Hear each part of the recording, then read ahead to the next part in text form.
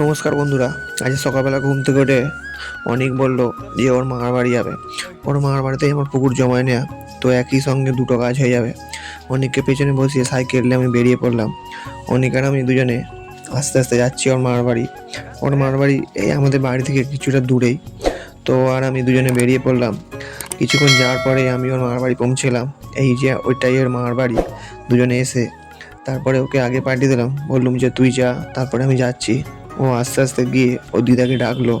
তারপর ওর মামার বাড়িতেই যে পুকুর আমার জমায় না, সেই পুকুর পাড়ে আমি চলে গেলাম। তোমরা দেখো আমার পুকুর, এই যে পুকুর দেখা যাচ্ছে, চারদিকে কত নেট খাটানো। তো তোমরা দেখতেই পাচ্ছ এখানে মোট 40টার মতো নেট খাটানো আছে। তো এবার আমি পুকুরে নামবো। এই যে আমি আমার সোলাটা নিয়ে পুকুরে নিয়ে পড়েছি। পুকুরের মাঝখানে আছি আমি এখন মাছে খাবার দেবো, তারপরে বাড়ি যাবো। তো বন্ধুরা, আমি বাড়ি চলে এসেছি মাছে খাবার দিয়ে। এবারে আমি আমার যে খরগোশ দুটো আছে, চনু আর মনু, তাদেরকে নিয়ে কিছুটা বাগানে ছেড়ে দেবো। ওদেরকে আমি ঘর থেকে বার করে নিয়ে হাতে করে চাগিয়ে এনে বাগানে ছেড়ে দিলাম। ওরা প্রথমে কিছুটা দুলপো ঘাস খাবে এখানে, তারপরে এদিক ওদিক দৌড়দৌড়ি করবে। তোমরা দেখতে পাচ্ছ আমাকে দেখে কতটা কাছে চলে আসছে। তো থেকে থেকে ওরা ঘাস খেয়ে নিয়ে এবার থেকে থেকে দূরের দিকে চলে যাবে। তো বন্ধুরা, তোমরা দেখতে পাচ্ছ ওরা কিছুটা ঘাস খেয়ে নিয়ে এবার থেকে থেকে দূরের দিকে চলে যাচ্ছে। এরই মধ্যে আমি আমার সাইকেলটা বার করে পরিষ্কার করা আরম্ভ করে দিলাম।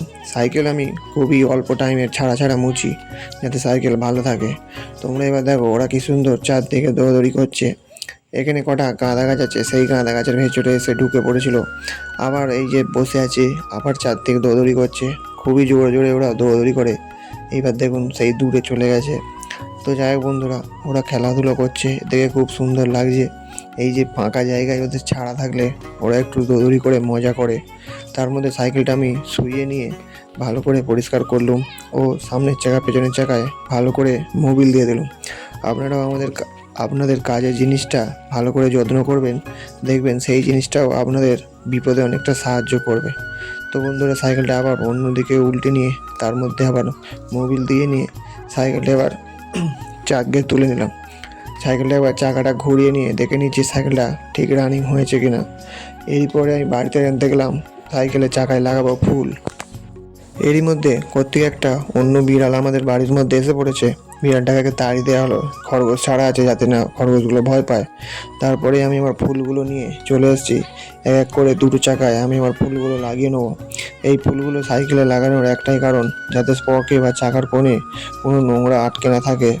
তো যাই হোক বন্ধুরা, আজকের ভিডিও এই পর্যন্তই। আবার দেখা হচ্ছে আগামীকাল নতুন কোনো ভিডিও নিয়ে। ধন্যবাদ। আর ভিডিওটি যদি ভালো লেগে থাকে তাহলে সাবস্ক্রাইব করে চ্যানেলটির পাশে থাকবেন।